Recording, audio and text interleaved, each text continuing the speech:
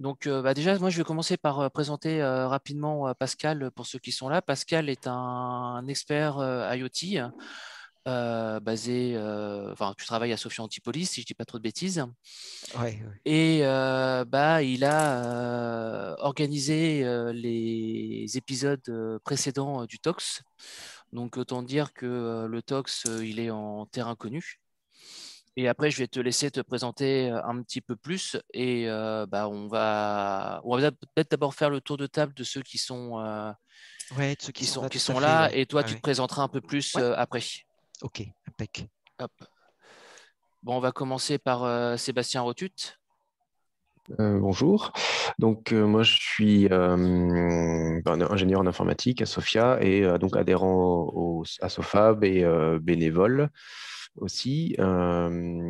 Et donc, je participe au TOX également. Donc, voilà, en tant qu'amateur, même pas éclairé, parce que je découvre énormément de choses dans le cadre du TOX. Donc, c'est pour ça que je suis très intéressé pour suivre cette formation. Voilà, l'IoT, je connais de très, très, très loin. Donc, avec les formations qu'on a eues précédemment et celles-ci et celles qui vont suivre, j'espère bien voilà, découvrir tout ça. Dans le cadre du TOX, que ça va m'aider et nous aider pour notre projet. Voilà. Ok, super, merci.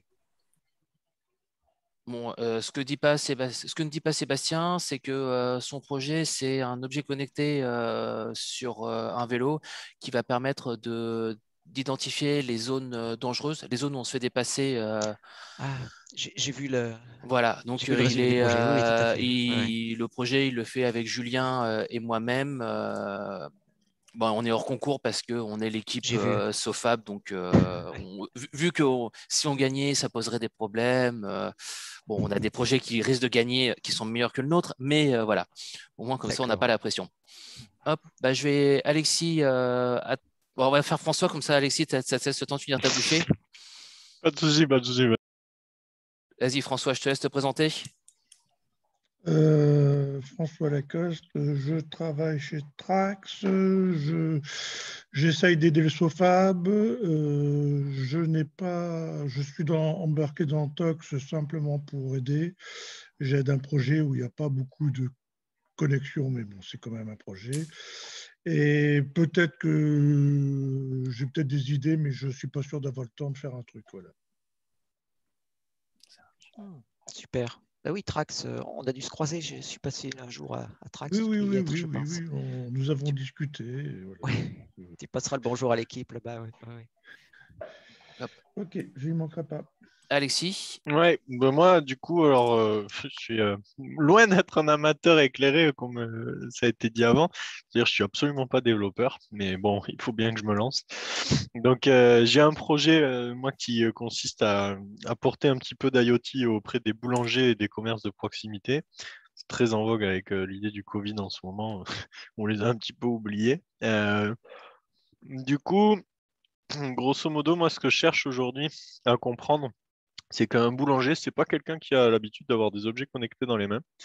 Et j'aimerais trouver un petit peu, alors dans cette explication que tu vas nous faire, Pascal, la possibilité d'avoir un truc finalement plug and play, où automatiquement on va venir commander son objet, on le connecte, on le sort de la boîte, il se connecte et feu. Il n'y a pas besoin de rentrer des paramètres Wi-Fi, il n'y a pas besoin de tout ça. Il envoie directement un ID sur le réseau, moi je le capte et je suis capable de le reconnaître et de faire avancer mon boulanger qui voudrait pouvoir envoyer des infos à ses clients en live.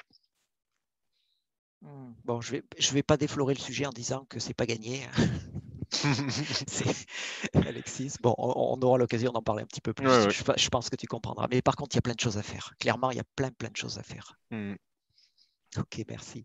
Rémi, tu vas le faire à l'écrit vu que tu n'as pas de caméra et que tu peux pas démuter le micro. Et pendant que tu écris, je vais me présenter un peu parce que tout le monde me connaît, mais comme ça, je vais donner aussi mon background. Moi, je suis un mélange bizarre d'informaticien, mécanicien moto, touche à tout, avec un parcours un peu atypique et maintenant fab manager. avec une appétence pour tout ce qui est nouvelles techno, pour l'IoT. Et c'est vrai que le TOX, même pour moi en tant qu'organisateur, c'est une super opportunité de découvrir l'IoT et de mettre les mains dans le cambouis. Et hop, comme ça, Axel va pouvoir se présenter. Axel, tu as 1 minute pour te présenter. Bonjour, je suis Axel, je suis en retard, désolé.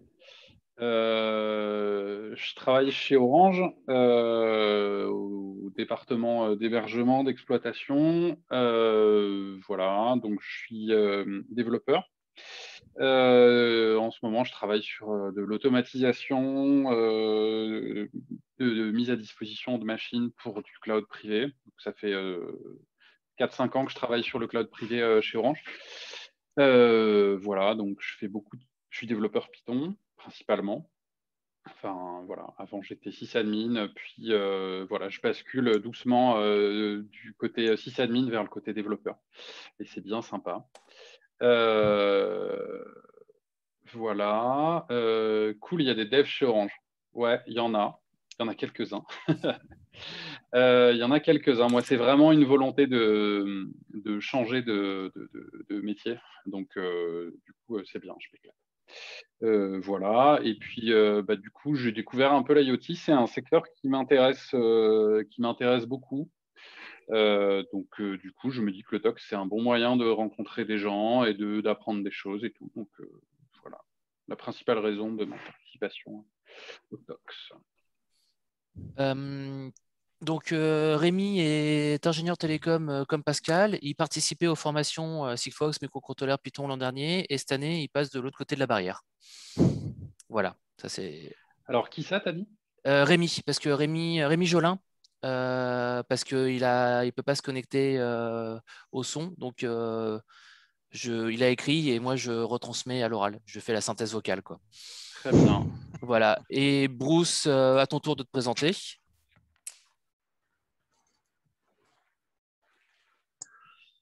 Salut, vous m'entendez? Très Ouais. bien. Oui. Oui, comme je disais dans le chat, je suis sysadmin et développeur, mais je préfère faire du dev, c'est beaucoup plus intéressant. Je travaille à la communauté d'agglomération Sophia Antipolis. On est quand même vachement Microsoft où on est parce que c'est une administration, il y a beaucoup de documents bureautiques. Donc, on a un tenant Office 365. Là, on va partir sur Azure bientôt.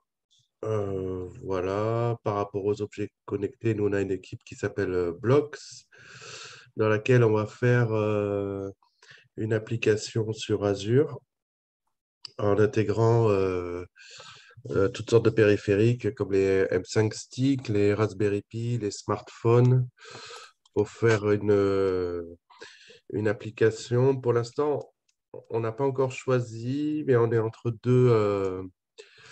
on a deux pistes, une qui est plutôt artistique et une qui est plutôt domotique. Mais peut-être qu'on va faire les deux et tout mélanger. Voilà, donc c'est l'occasion de faire quelque chose d'intéressant pour nous, d'apprendre dans le processus. Donc on est une équipe de 5 et avec des profils complètement différents. Moi, je suis plutôt la partie code. Après, il y a des gens qui sont plus chefs de projet ou plutôt data analyst. Donc, on va essayer de préparer quelque chose de sympa. Voilà, merci. Tu as l'habitude du TOX, Bruce? Oui, je crois que c'est la 3e fois, oui. Ouais. Ou 4e, je ne sais plus. Hop. Et Paul a réussi à se connecter. Donc, Paul, tu as 1 minute pour te présenter. Ok.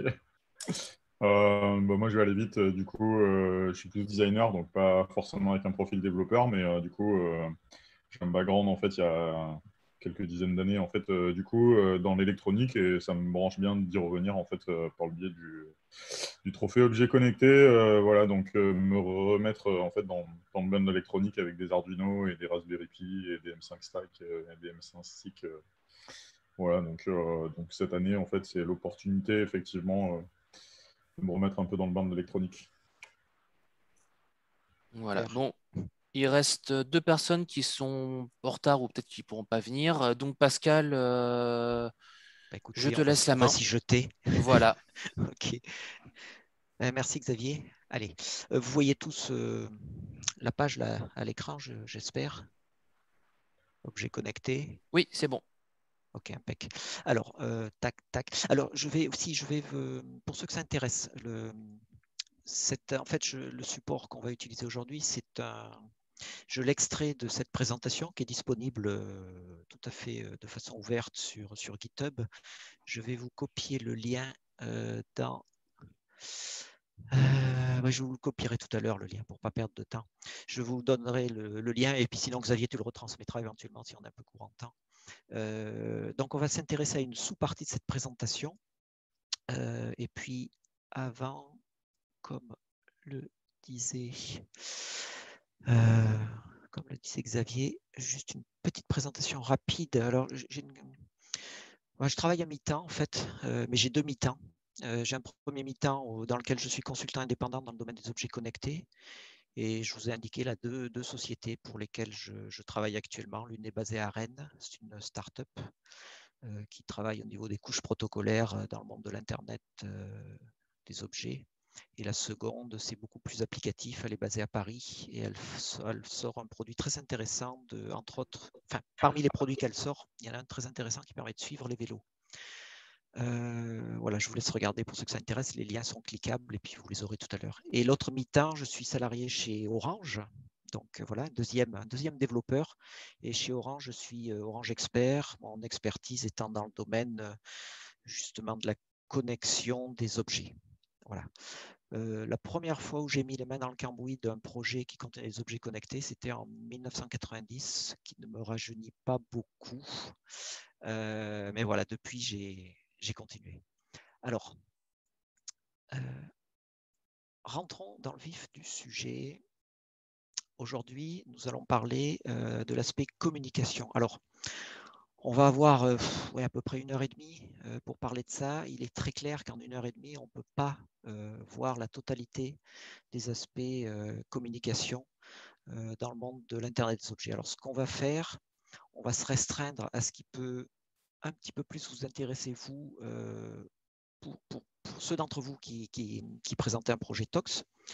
Et puis par rapport surtout à ce qu'un amateur ou quelqu'un qui a envie de faire un projet personnel peut utiliser facilement en termes de réseau de communication. Donc ça va être la première partie, les réseaux de communication qu'on peut utiliser, soit en longue distance, soit en moyenne distance, soit en courte distance. Il y en a déjà que vous connaissez forcément. Et puis, il y a une autre partie qui est extrêmement importante et qu'on oublie souvent, c'est comment est-ce qu'on utilise ces réseaux de communication pour échanger des données entre des équipements et une application distante. Donc, on passera en gros la moitié à peu près du temps, peut-être un peu moins sur ce sujet-là. Voilà, le reste, je vous laisserai le parcourir par vous-même si cela vous intéresse. Sachant que la prochaine session qui sera organisée, que j'aurai le plaisir de présenter, elle portera plus sur l'aspect programmation pour les cartes microcontrôleurs. Et enfin, il y aura une troisième session que vous avez dû repérer également, c'est l'aspect pratique. Puisque là, on va faire que blablater aujourd'hui. La fois d'après, on fera que blablater. La troisième fois, on mettra les mains dans le cambouis. Voilà. Alors, on se lance. On va commencer par le premier type de réseau de communication qu'on peut utiliser quand on a en tête de réaliser un système Internet des objets, c'est ce qu'on appelle les réseaux mobiles terrestres. Alors, c'est un nom qui peut vous sembler bizarre. En fait, en gros, c'est les réseaux que vous utilisez tous les jours avec votre téléphone mobile, sachant qu'il y a eu en gros une succession de tous les 10 ans de nouvelles générations. Ce qu'on utilise aujourd'hui, c'est principalement la 3G et la 4G. Il reste encore un peu de la 2G, en particulier pour ceux qui s'intéressent à la donnée. Donc, c'est le service qu'on appelle GPRS. Alors, il faut faire attention. Si vous démarrez le développement d'un système objet connecté qui doit durer, il faut savoir que les réseaux 2G sont en train de fermer, donc y compris la partie GPRS. Donc, visez plutôt 3G et 4G. La caractéristique de ces réseaux, et ça vous le savez très bien, même si vous n'y faites pas forcément attention, c'est qu'ils sont partagés entre tous les utilisateurs. Ça veut dire quelque chose de très important. Si vous avez un projet dans lequel il y a une notion forte de sécurité ou de priorité, par exemple, vous faites partie d'une association, enfin d'une organisation qui gère des urgences, style pompiers, police municipale, etc. Sachez bien que le jour où il y a une problématique réseau, 3G, 4G, vous serez également soumis à cette problématique réseau. Voilà, j'ai un certain nombre d'exemples en tête, mais je n'ai pas le temps de vous les présenter, mais on aura l'occasion d'en reparler peut-être une autre fois. Alors, regardons maintenant ce qui vous intéresse vous plus, c'est-à-dire les services de données. Le premier service de données disponible que vous connaissez tous, c'est le fameux SMS. Je vais juste dire un seul point important concernant le SMS, c'est que quand vous envoyez un SMS à partir de votre mobile vers le téléphone mobile de quelqu'un d'autre, votre SMS, en fait, il franchit 2 étapes. Il ne va pas directement d'un mobile à un autre, vous le savez très bien, il passe par le réseau de l'opérateur. Et au sein du réseau de l'opérateur, il passe par ce qu'on appelle un service center, qui est la partie du réseau qui va accepter votre SMS, va chercher le destinataire et va lui envoyer. On peut demander des acquittements d'envoi de SMS. C'est-à-dire vous avez une option sur votre téléphone qui vous permet de recevoir un acquittement à votre envoi de SMS. Il faut bien savoir, il faut bien garder en tête que cet acquittement ne concerne que la branche qui relie votre téléphone au service center de l'opérateur.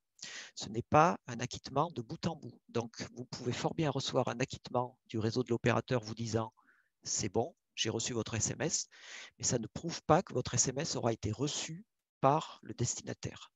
Donc ça, c'est un point hyper important dans les applications IoT. Voilà, c'est tout ce que je dirais sur les SMS. Pour le reste, vous pourrez regarder cette page-là. Il y a quelques infos complémentaires. Mais ce qui est plus intéressant, c'est de regarder ce qu'on peut faire d'autre sur les réseaux terrestres, sur les réseaux mobiles, sur les réseaux mobiles cellulaires terrestres aujourd'hui. Ce qu'on peut faire de plus, typiquement, c'est s'intégrer à l'Internet en utilisant les familles de protocoles disponibles, donc bien sûr à la base de l'IP et sur lesquels on va mettre du TCP, de l'UDP, voire d'autres choses. Attention, selon votre abonnement, donc selon votre carte SIM, vous pouvez éventuellement avoir des limitations, bien qu'aujourd'hui, à peu près tout est ouvert. Mais il y a une époque pas si lointaine où il y avait un certain nombre de limitations concernant les familles de protocoles, enfin les protocoles qui étaient acceptés, qui pouvaient passer entre votre téléphone et l'Internet, et les ports que vous pouviez accéder sur l'Internet à partir de votre téléphone. Un autre point très important, il y a une espèce de dissymétrie dans la connectivité Internet quand vous regardez votre téléphone. Ce que je veux dire par là, c'est que il est très facile pour votre téléphone d'ouvrir une session TCP, par exemple, vers un serveur distant, à condition bien sûr que ce serveur soit accessible sur l'Internet. Il est impossible de faire l'inverse de façon standard, c'est-à-dire un serveur d'application sur l'Internet ne peut pas ouvrir spontanément un socket TCP vers votre téléphone. Voilà. On a cette dissymétrie qui est liée à la fois à des raisons de sécurité et à des raisons de tarification qui sont historiques et qui sont conservées aujourd'hui parce qu'elles sont toujours considérées comme étant valides. Un point que j'oubliais, je vous propose en fait, si vous avez des questions, de noter les questions que vous avez et à la fin de chaque sous-section de la présentation, là, je m'arrêterai puis je vous demanderai si vous avez des questions et on pourra faire un petit peu de dialogue à ce moment-là si vous en avez.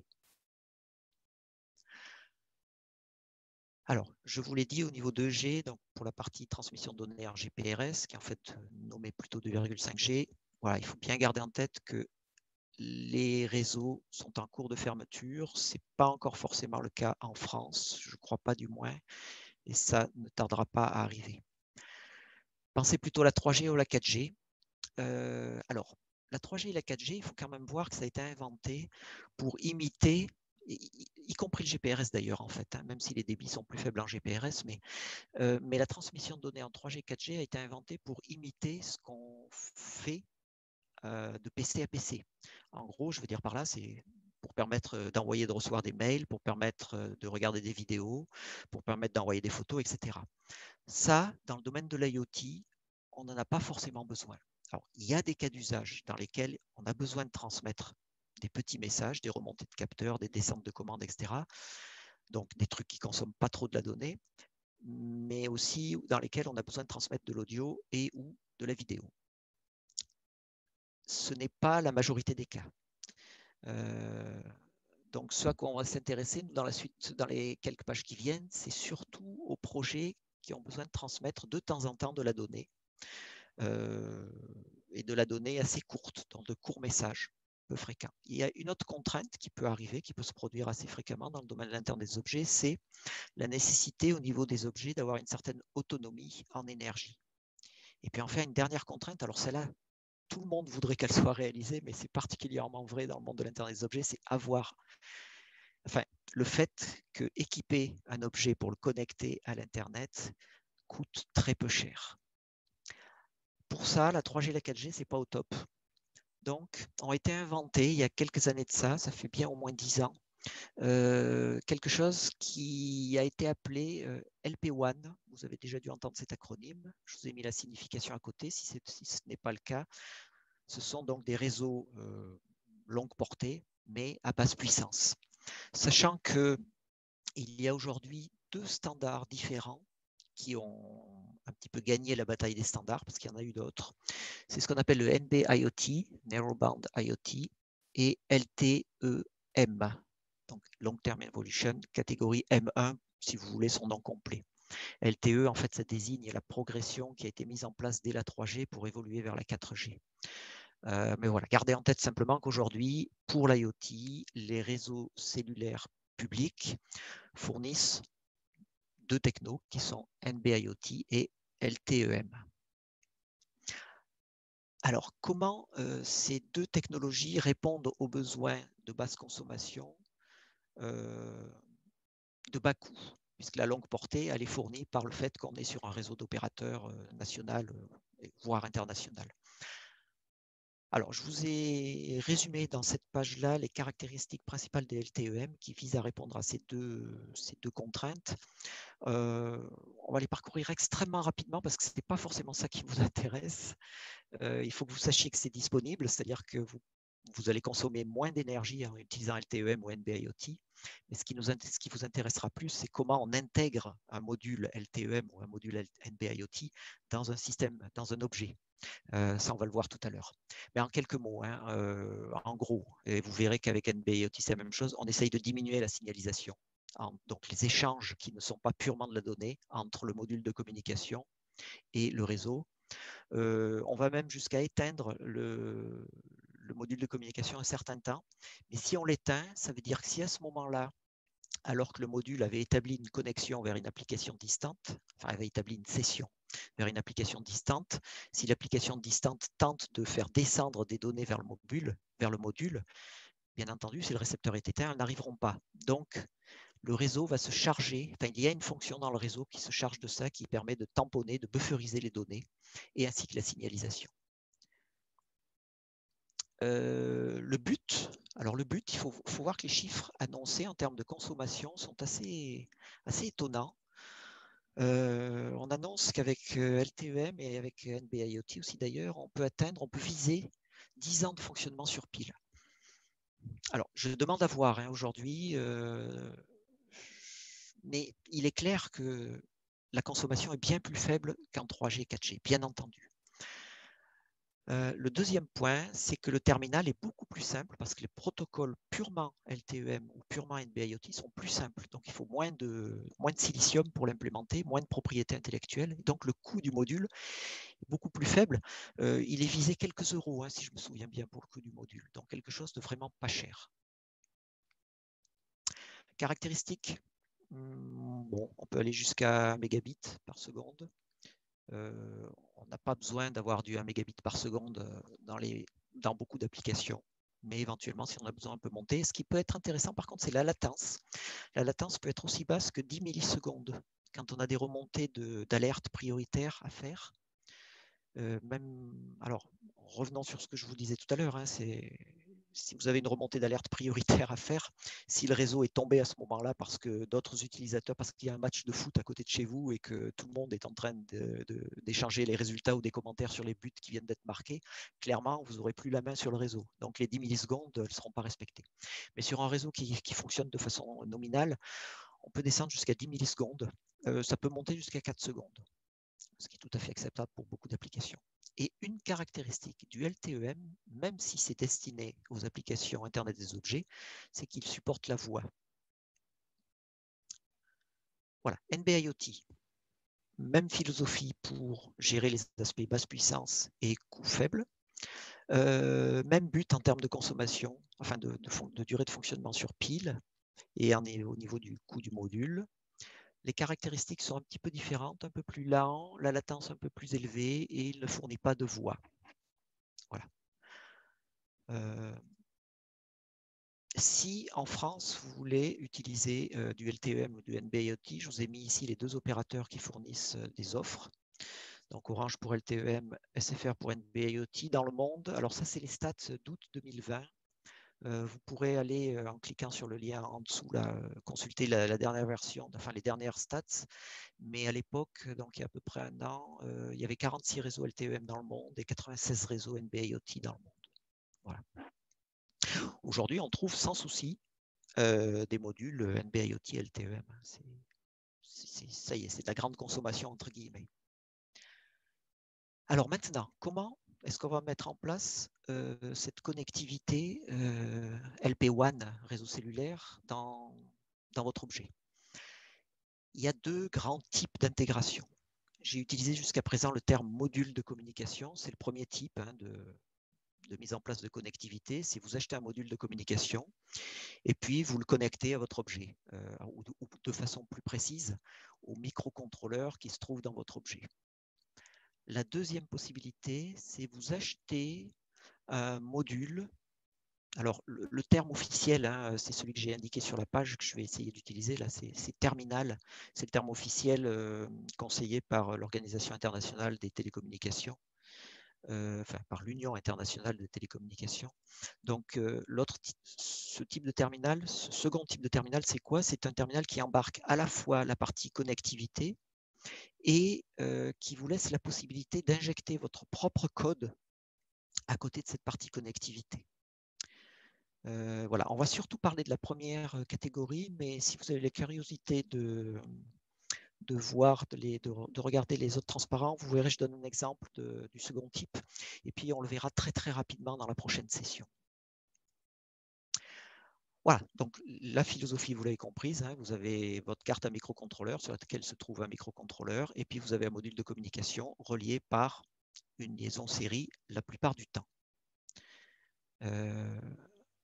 Qui dit liaison série, qui dit connexion physique, dit forcément niveau de tension. Faites très attention, quand on parle de liaison série, il peut y avoir différents niveaux de tension. Les niveaux officiels standards, c'est les niveaux préconisés par la recommandation V28 de l'Organisation de l'Union internationale des télécommunications. C'est moins 12 volts, plus 12 volts. Donc vous voyez, si vous ne l'avez pas prévu, ça, quand vous le connectez à votre carte microcontrôleur, là, vous allez clairement perdre votre microcontrôleur. Bon, la plupart des modules de communication qu'on trouve aujourd'hui proposent maintenant une liaison série à des tensions habituelles pour des cartes microcontrôleurs, c'est-à-dire soit 5 volts, soit 3 volts 3, soit éventuellement un petit peu en dessous. Je vous conseille quand même de faire attention. Il y a des différences, bien sûr, entre un module de communication avec liaison série en 5 volts et un module de communication avec liaison série en 3 volts 3. Vous pouvez avoir une certaine compatibilité, vous pouvez aussi avoir de mauvaises surprises. Donc, essayez quand même de toujours respecter le niveau de tension. Maintenant, une fois qu'on a mis en place cette liaison série, une fois qu'on a connecté physiquement le module de communication au microcontrôleur, bien sûr, il faut échanger des données. Ces échanges de données vont être ceux qui vont permettre de gérer le module de communication pour, par exemple, lui dire de se connecter, pour ouvrir un socket TCP, par exemple, enfin un tuyau de communication de données, pour éventuellement, pourquoi pas, envoyer un SMS ou demander à recevoir des SMS, etc. Donc, il va y avoir tout un tas de dialogues sur cette liaison série y compris les données elles-mêmes que vous allez vouloir envoyer à votre application distante ou que vous allez vouloir pouvoir recevoir depuis l'application distante. Ces dialogues entre votre microcontrôleur et le module de communication se font par des choses que je pense certains d'entre vous ont déjà vues. C'est très vieux, ça, c'est ce qu'on appelle des commandes AT. Et dans le domaine des réseaux cellulaires publics, ces commandes AT sont définies dans la spécification technique 27007 de l'organisme 3GPP. Alors, ne vous inquiétez pas, c'est très facile à trouver. Quand vous aurez la présentation entre les mains, vous cliquerez sur le lien d'ailleurs. Par contre, ce qu'il faut garder en tête, c'est que je vais juste vous présenter les chiffres. Voilà, c'est un petit peu touffu, il y a beaucoup de choses. 300 commandes. Alors pourquoi? Parce que on peut tout gérer. On peut gérer la voix, on peut gérer les services réseau, les échanges de données, avoir des informations sur le terminal, etc. Quand vous prenez en main un module de communication, avant même d'ailleurs de l'acheter, regardez un petit peu la doc du constructeur pour vérifier s'il vous fournit ou pas des exemples d'utilisation de son module de communication, en particulier pour faire des échanges de données dans le cadre d'un projet IoT. Voilà. Et choisissez le module de communication avec une doc sympathique. Vous éviterez pas mal de problèmes. Maintenant, pour revenir au niveau de ce que c'est qu'une commande AT, c'est quoi? C'est une suite de chaînes de caractères tout à fait lisibles par un être humain. C'est donc codé en utilisant les codes ASCII. Ça commence toujours par la lettre AT, par les deux lettres AT. C'est pour ça que ça s'appelle commande AT. Il y a un historique derrière, on n'a pas le temps de le voir, mais voilà, peut-être un jour, dans le cadre de SOFAB, on aura l'occasion d'en reparler. Et ça se termine, et ça c'est très important, par un caractère de terminaison qui est le retour chariot, carriage return. Et ensuite, entre les deux, entre le début de commande et la fin de commande, on trouve une ou plusieurs commandes qui vont permettre, comme je le disais tout à l'heure, par exemple, de configurer le module de communication, de lancer la communication de données, etc. etc. Voilà. On ne va pas passer plus de temps là-dessus. Chaque fois que vous passez une commande, par contre, on va dire que chaque fois que vous passez une commande, vous avez une réponse du module. Et le format, la syntaxe des réponses est un petit peu analogue, c'est-à-dire qu'elle a une séquence de début, elle a une séquence de fin. La séquence de début, c'est carriage return line feed, donc retour chariot saut de ligne. C'est la même chose pour la séquence de fin. Et entre les deux, il y a le contenu de la réponse, qui va être bien sûr une réponse à la commande que vous avez passée auparavant. Et si vous avez passé plusieurs commandes, vous aurez bien sûr plusieurs réponses. Alors, sachez que si votre objet est assez gros pour se permettre un Linux, vous avez tout ce qu'il faut au niveau Linux pour gérer les commandes AT de façon très transparente. Donc, c'est beaucoup plus simple. Si par contre, vous utilisez un microcontrôleur et que vous devez tout faire vous-même, il y a un petit peu de temps à passer sur le sujet. Si vous partez sur de l'Arduino, vous trouverez des librairies qui gèrent cet aspect-là, qui implémentent, enfin, qui vous permettent d'oublier un petit peu le détail des commandes AT.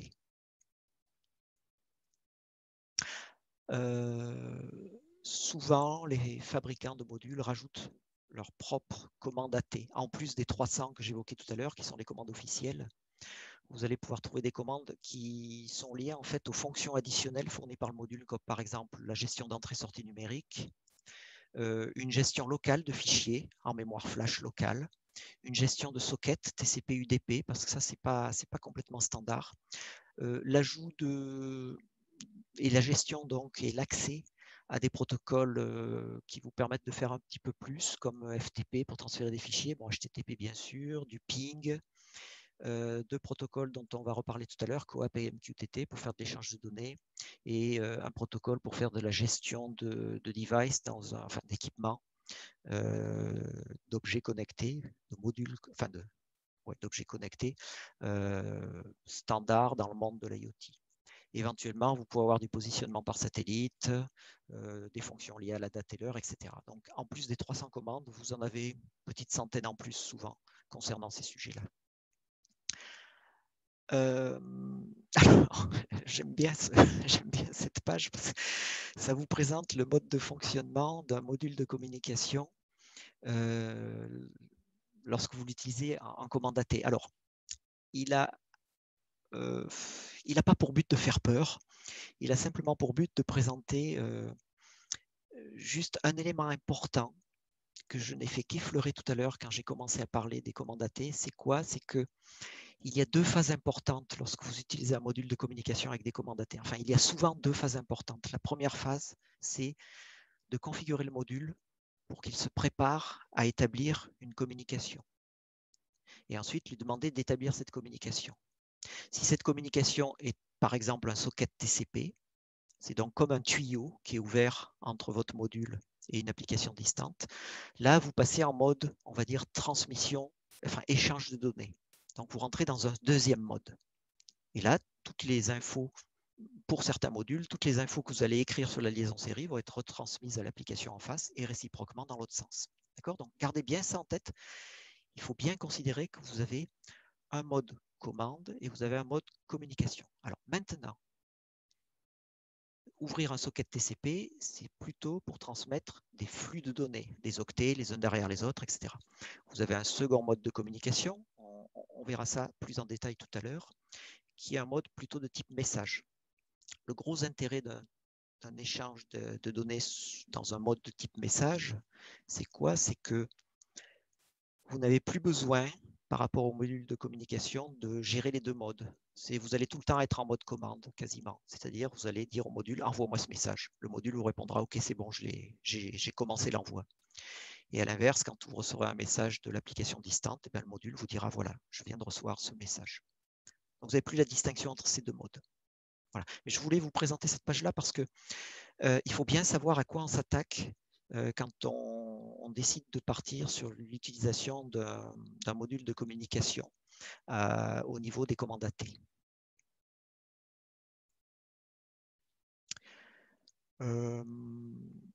Quasiment pour terminer à propos de cet aspect module de communication, là on vient de parcourir les modes de fonctionnement des commandes AT. Vous avez un autre mode de fonctionnement qui est à prendre en compte, qui est à connaître au moins de façon très très générale, c'est la partie communication elle-même par rapport au réseau cellulaire. Lorsque vous avez un abonnement qui est matérialisé aujourd'hui par votre carte SIM et que vous voulez utiliser votre abonnement pour faire de la transmission de données, la première chose que votre téléphone va devoir faire ou que votre module de communication va devoir faire, c'est demander l'activation de ce qu'on appelle un contexte PDP, Packet Data Protocol. Ça, il y a des commandes AT pour faire ça. Et puis ensuite, vous allez devoir indiquer quel est le point de sortie vers l'Internet ou éventuellement vers un réseau privé si votre abonnement inclut cette possibilité-là, mais c'est relativement rare aujourd'hui. Donc, vous allez devoir indiquer le point de sortie vers l'Internet, le type de point de sortie vers l'Internet que vous voulez. Ce type de point de sortie, il peut être important dans le sens où il fait ce que j'ai indiqué tout à l'heure, c'est qu'il conditionne les protocoles et les ports que vous allez pouvoir utiliser. Mais comme j'ai dit tout à l'heure, aujourd'hui, vu la concurrence qu'il y a entre les différents opérateurs, il n'y a presque plus de limitation au niveau des protocoles et des ports. Donc, l'APN que vous allez, qui est celui par défaut fourni avec votre abonnement, normalement, il doit très très bien faire ce que vous allez lui demander de faire. Mais sachez qu'on ne sait jamais, un jour, vous pouvez avoir un souci à ce niveau-là. Si vous n'avez pas de connectivité donnée, cherchez côté APN.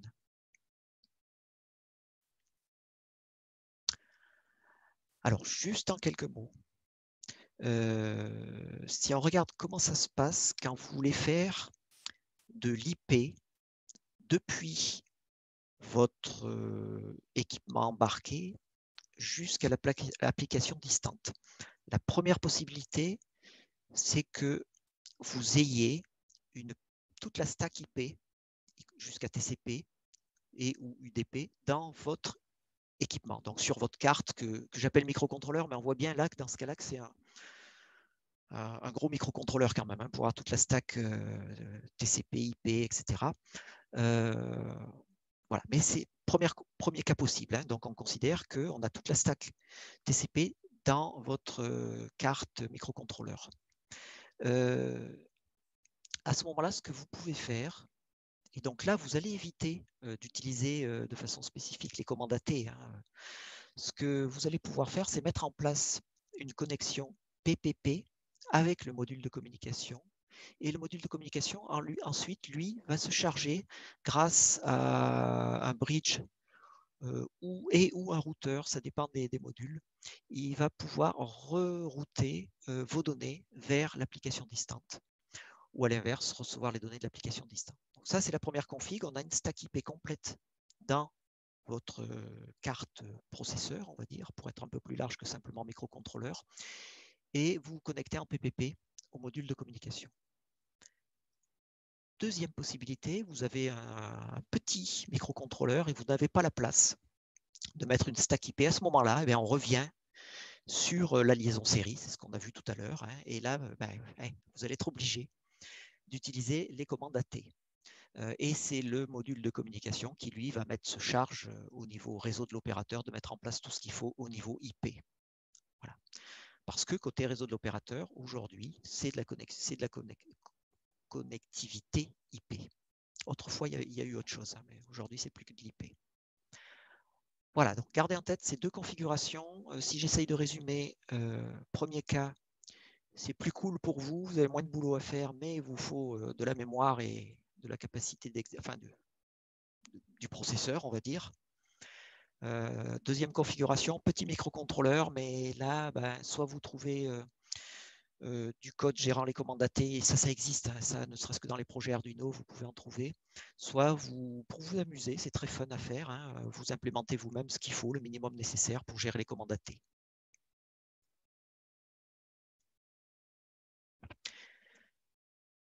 Bien, on a terminé. Alors oui, c'est un rythme intensif, hein, mais si on veut respecter le programme, il faut continuer comme ça. Est-ce que vous avez déjà des questions sur cet aspect réseau cellulaire?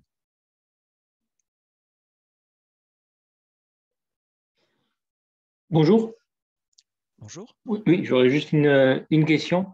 C'est à propos du prix, si j'ai bien compris. Bon, on doit passer par les réseaux cellulaires. Donc, on va être soumis à un forfait, je suppose. J'ai fait de chercher, mais je n'ai pas forcément trouvé d'informations sur le prix. Apparemment, on doit payer à chaque communication ou Alors, ouais, tout dépend en fait de ce que vous voulez faire. Si vous êtes dans le cadre d'un projet TOX ou personnel et que vous voulez réutiliser votre carte SIM, par exemple, normalement, vous pouvez utiliser le forfait que vous avez déjà. Il y a de fortes chances qu'il inclue un forfait donné. Si maintenant, à l'inverse, vous voulez vraiment faire quelque chose qui va reposer sur LTEM ou NB-IoT, ce que vous pouvez faire, c'est chercher un petit peu sur l'Internet les offres d'opérateurs virtuels qui proposent des abonnements et, on va dire, pas très cher, à couverture internationale souvent. Donc, vérifiez bien dans ce cas-là qu'il couvre la France, si votre projet est pour la France. Et vous verrez que certains de ces abonnements sont en prépaid, c'est-à-dire que vous allez payer une certaine somme, je ne sais pas moi, par exemple 20 €. Et puis, pour 20 €, vous aurez la possibilité de faire passer 10 mégaoctets. Et puis, lorsque vous aurez épuisé ce forfait, c'est fini, votre abonnement ne fonctionnera plus. Vous avez des post-paid, vous allez payer un petit coût, 1 €, 2 € pour avoir la carte SIM. Et ensuite, vous allez devoir mettre de l'argent sur votre compte, dans certains cas, pour pouvoir transmettre de la donnée, ou dans d'autres cas, peut-être que vous serez facturé plus tard. Voilà. Et puis, vous pouvez avoir des offres avec un abonnement mensuel pour des forfaits de l'ordre de, je dirais, quelques euros par mois pour quelques mégaoctets par mois. Voilà. Il y a eu une présentation dans le cadre de SOFAB, si je ne dis pas de bêtises, sur ce sujet-là. Je vous conseille d'aller la consulter. Ouais, tout à fait. C'est Veli qui a fait une présentation sur Connected You. Enfin, Veli de Connected You qui a fait une présentation sur justement l'aspect plus carte SIM et l'aspect comment consommer les datas à travers le monde. Elle est dispo sur YouTube. Si vous êtes sur le Slack, vous avez le lien des vidéos. Sinon, il ne faut pas hésiter à aller sur le Slack et à me les demander. Voilà, je te rends la parole, Pascal.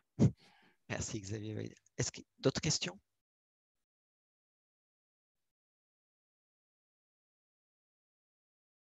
Non? Allez, on va continuer alors. Donc là, On vient de voir les réseaux cellulaires publics. Vous savez tous que ces réseaux cellulaires utilisent des fréquences qui coûtent très cher.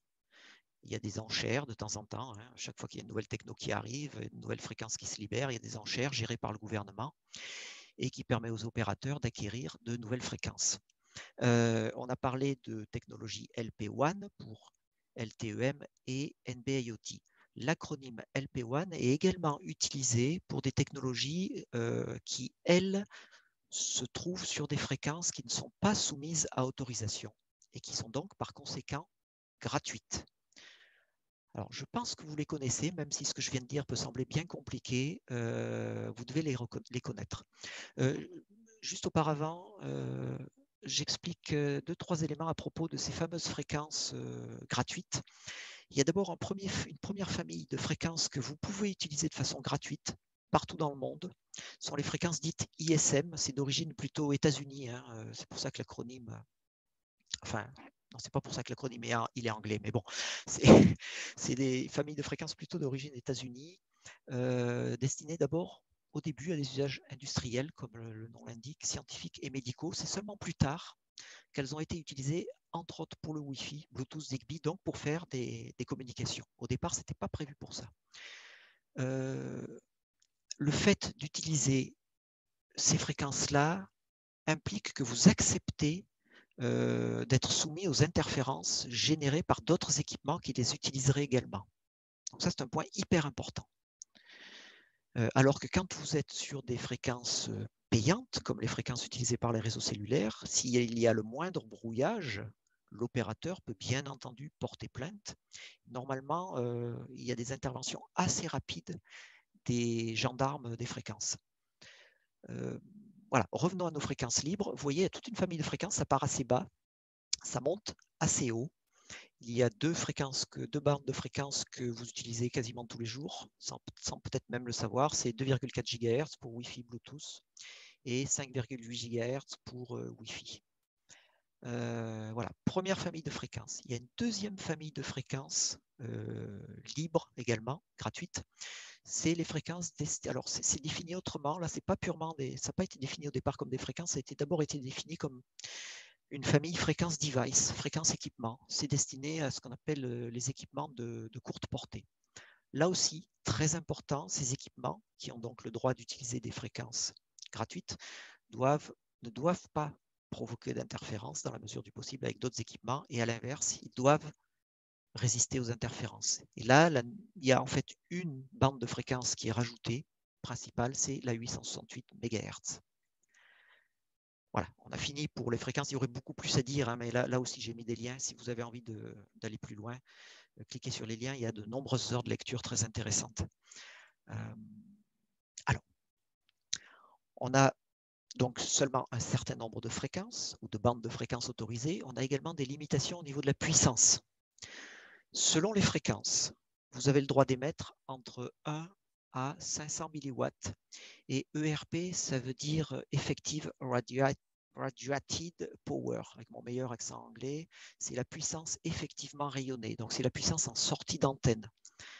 Faites attention, si vous émettez 250 mW avec un module et que à la sortie antenne du module, vous avez connecté ce qu'on appelle une antenne quart d'onde, multiplié par 2, si je me souviens bien, la puissance de votre émission.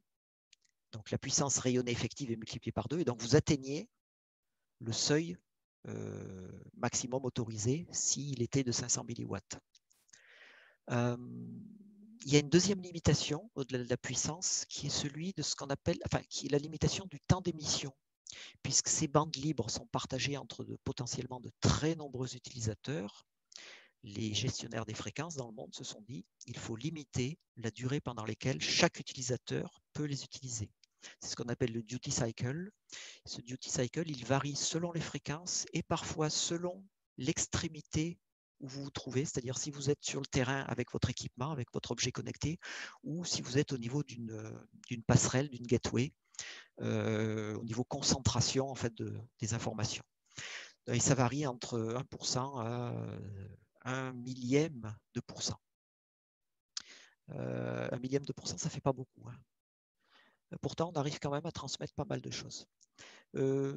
Suivant les pays, le duty cycle peut être défini de façon différente. On va dire qu'en gros, si vous prenez 1 heure, quand on dit 1%, vous avez le droit d'émettre pendant 1% de l'heure.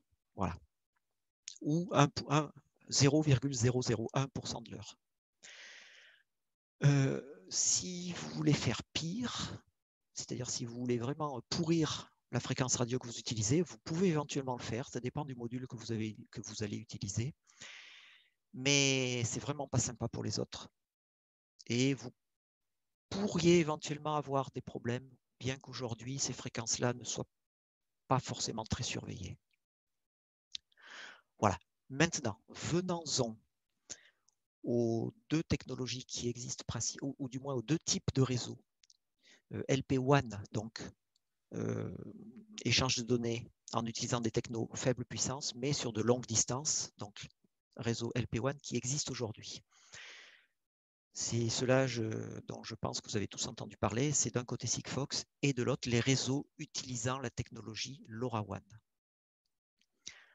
Alors, on va les explorer rapidement, dire quelques mots sur chacun, mais là aussi on n'a pas trop le temps de rentrer dans le détail. Ce qu'il faut retenir, c'est que côté Sigfox, ils sont sur les bandes de fréquences en Europe aux alentours, enfin entre 862 et 876 MHz. Et le débit est de l'ordre de 100 bits par seconde à 600 bits par seconde. Là aussi, ça dépend des régions. Sachant que de toute façon, en uplink, c'est-à-dire depuis votre objet vers l'application distante, vous êtes limité à 12 octets. Et dans le sens descendant, vous êtes limité à 8 octets. Et en plus, ça se rajoute au duty cycle que je présentais tout à l'heure, vous avez une limitation du nombre de messages par jour et par terminal. Cette limitation vous est imposée par Sigfox. C'est un peu logique, hein, puisque l'un des buts de Sigfox, c'est d'avoir des milliards d'objets gérés par le réseau Sigfox. La couverture Sigfox, telle qu'elle est annoncée sur le site de Sigfox, enfin telle qu'elle est présentée sur le site de Sigfox, c'est celle-ci. Alors en fait, il faut bien voir que c'est une couverture c'est une carte qui présente la présence de Sigfox dans les pays. En fait, ça ne présente pas une vraie couverture. Donc, gardez ça en tête. Si vous voulez utiliser le réseau Sigfox, idem pour les réseaux LoRaWAN. Vérifiez d'abord que la zone dans laquelle vous vous trouvez est bien sous couverture du réseau. Et le meilleur moyen, c'est quand même de vérifier par vous-même en faisant des tests. Alors, juste un petit mot pour terminer sur Sigfox. Sigfox a fait beaucoup parler de lui il y a quelques années et voulait être le réseau 0G de l'Internet des objets, c'est-à-dire le réseau très simple technologiquement, mais gérant des milliards et des milliards d'objets. Je dois avouer que j'ai du mal à discerner quel va être l'avenir de Sigfox, l'avenir de Sigfox. Ils ne sont pas forcément en bonne position aujourd'hui. L'un de leurs cofondateurs, voire le fondateur unique, je ne me souviens plus, s'est vu demander de quitter le poste de président de la société. Voilà. Donc, et d'autre part, Sigfox a décidé de revendre, je crois, une partie de ses réseaux pour se concentrer sur la partie traitement de données, ce qui est un petit peu bizarre pour une entreprise qui au départ se positionnait sur la connectivité.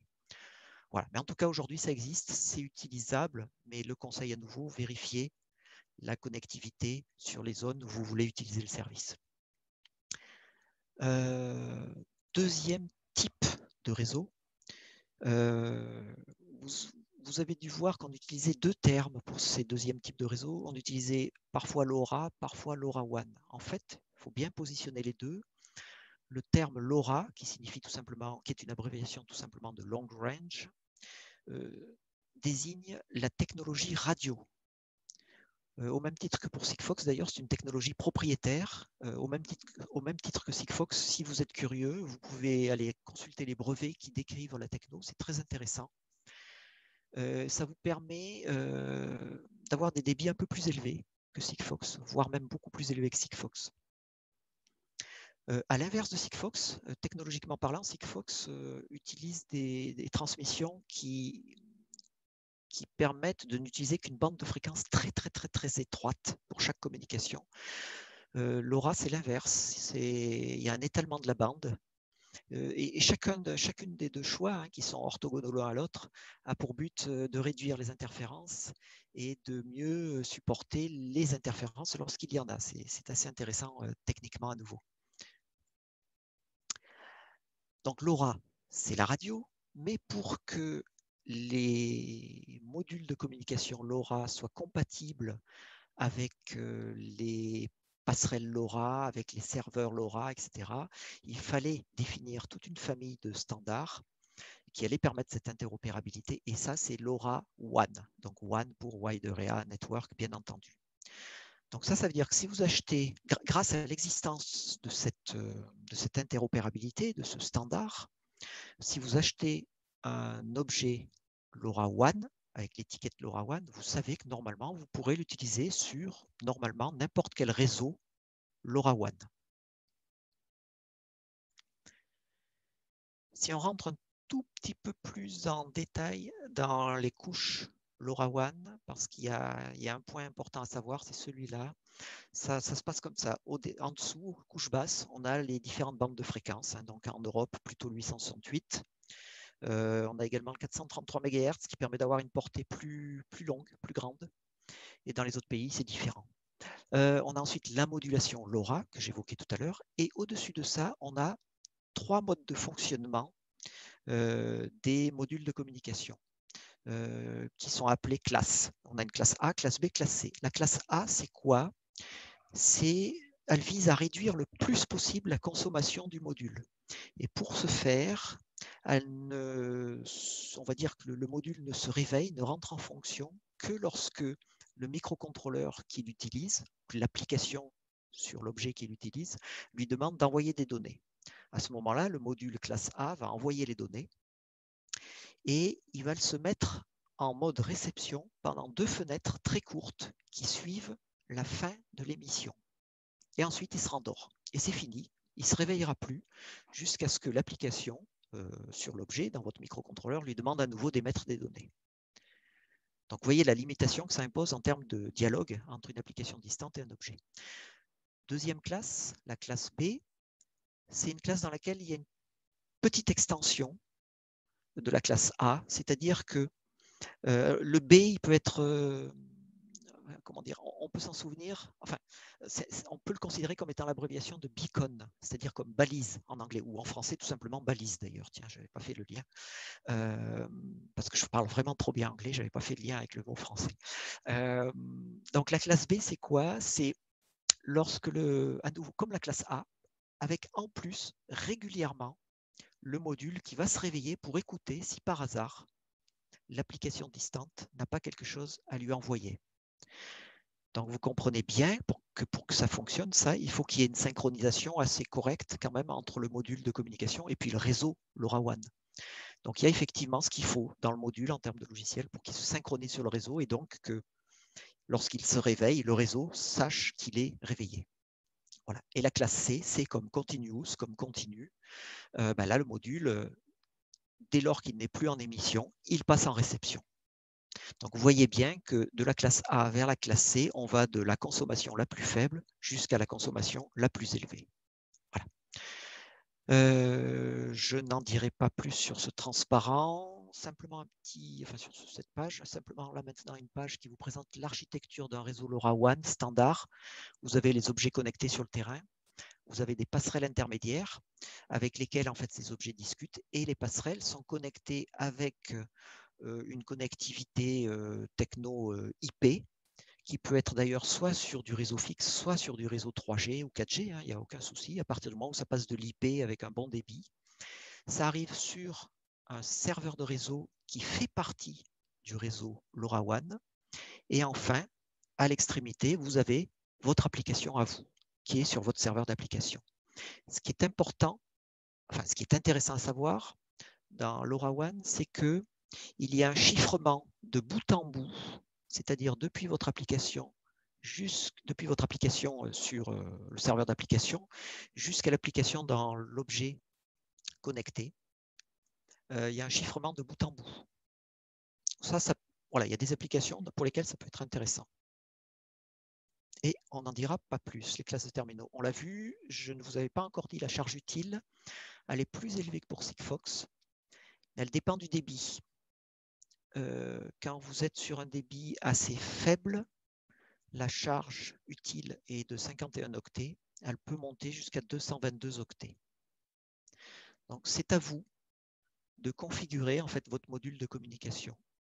Et donc c'est à vous de décider quelle est la taille de la charge utile que vous allez transférer. Il y a quand même un mode dans lequel le débit peut être adaptatif.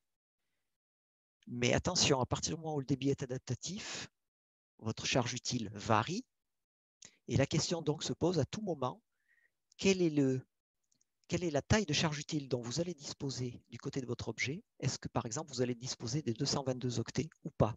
Ça va dépendre des conditions de propagation radio, ça va dépendre si votre module s'est déplacé ou pas par exemple. Si votre module se déplace, typiquement il y a des moments où si vous êtes en mode adaptatif, il va réduire le débit, donc il va réduire la charge utile. Donc là il y a des trucs un peu casse-pieds à gérer. Mais si vous faites que transmettre 51 octets, vous savez que ça passera tout le temps et donc là, vous n'aurez pas de souci. Réseau, même type de carte que pour Sigfox, hein, c'est uniquement les pays dans lesquels il y a des réseaux LoRaWAN. Donc ne prenez pas ça comme une carte de couverture. Dans le monde, il y a 148 opérateurs aujourd'hui dans 162 pays et en France, il y a 2 réseaux LoRaWAN gérés par des opérateurs. Il y a un réseau qui est géré par une filiale de Bouygues Telecom, qui est par l'opérateur Obgenius, et il y a un réseau géré par Orange. Il y a également, et ça c'est intéressant, des réseaux dits communautaires qui sont utilisables gratuitement dans certaines conditions. Un premier réseau, l'Oriot. Un deuxième réseau, The Things Network. Il faut savoir que Sophia, par exemple, est couvert en partie par The Things Network grâce aux passerelles qu'a mis en place un professeur de Polytech. Et j'ai une très mauvaise mémoire des noms, c'est terrible, j'aurais dû marquer son nom. Mais enfin bon, vous trouverez l'info si vous cherchez. En plus, je le connais bien. Hein. Mais bon, j'ai honte là. Mais voilà, donc sachez que vous avez cette possibilité. Et enfin, vous avez aussi possibilité d'installer votre propre réseau. Alors, attention, installer une architecture complète réseau LoRaWAN, il faut y passer un petit peu de temps. Il faut mettre en place au moins une passerelle. Il faut mettre en place votre serveur de réseau.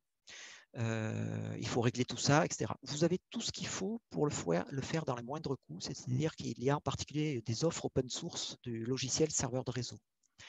Mais ça demande quand même du temps. Par contre, ce que vous pouvez imaginer faire, c'est si vous avez besoin de faire de la communication radio en utilisant un module LoRa parce que vous avez ça sous la main, enfin un module LoRaWAN parce que vous l'avez sous la main, vous pouvez imaginer de n'utiliser que la couche LoRa, c'est-à-dire que la couche radio, sans vous embêter, entre guillemets, à utiliser tout ce qu'il y a au-dessus et qui implémente LoRaWAN. Donc vous allez pouvoir, au niveau LoRa, tout simplement transmettre un paquet d'octets, en recevoir, etc. Bon, par contre, il faudra tout gérer vous-même, bien sûr, c'est-à-dire les collisions entre paquets, si vous avez plusieurs objets qui en émettent, etc. etc. Bien, on n'en dit pas plus sur les réseaux LP WAN sur fréquence gratuite. Est-ce que vous avez des questions à ce niveau-là? J'en ai une petite qui va sûrement sembler très bête. Si je veux utiliser les réseaux communautaires et j'achète un module LoRaWAN, ça sera plug and play entre guillemets, quoi. Ça... Ouais. Oui, c'est même plus simple que ça. Si tu veux, tu vas sur le site, par exemple, de The Things Network, et il te conseille toute une gamme de modules. Et il te conseille même, pour que tu montes toi-même, si tu as envie, ta propre extension du réseau The Things Network. C'est ce qu'a fait le professeur là, de Polytech sur Sophia. Hein. Il a étendu la couverture du réseau The Things Network sur Sophia en mettant en place ces passerelles. Donc, ces passerelles sont connectées au serveur de réseau The Things Network via l'Internet. Et après, tous les objets localement LoRaWAN peuvent discuter avec ces passerelles. D'accord, bah effectivement, je suis sur le site The Things Network et ils ont leur module. Et il y a plein d'infos très intéressantes sur ce site. Regardez aussi, pour ceux que ça intéresse, le site de l'ORIOT. À nouveau, hein, je vous passerai le lien, ou Xavier vous distribuera le lien tout à l'heure. Vous l'aurez. Voilà, d'autres questions? Pour moi, c'est Moi, une très rapidement. Sur le schéma qu'on a vu tout à l'heure, on avait les modules qui communiquaient vers la gateway. Mais est-ce que les modules peuvent communiquer entre eux? Non, uniquement dans le cadre de LoRaWAN. Ils peuvent communiquer entre eux si vous mettez vous-même, si vous dégradez entre guillemets le module pour le faire communiquer en LoRa, pour les faire communiquer entre eux en LoRa. Ok.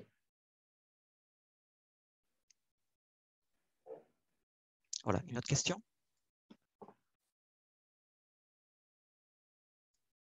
Non? Ok, on va continuer. Alors, après, si vous êtes vraiment curieux et que vous avez vraiment du temps, vous pourrez regarder, mais on va les sauter les deux sections suivantes. Il y en a une sur les réseaux satellitaires, mais je crois que ça rentre peut-être un peu moins dans le cadre de TOCS ou dans le cadre de vos projets, bien qu'il y ait des offres très intéressantes aujourd'hui. Et je vais, sur la partie réseau satellitaire, je vais juste vous montrer ce transparent.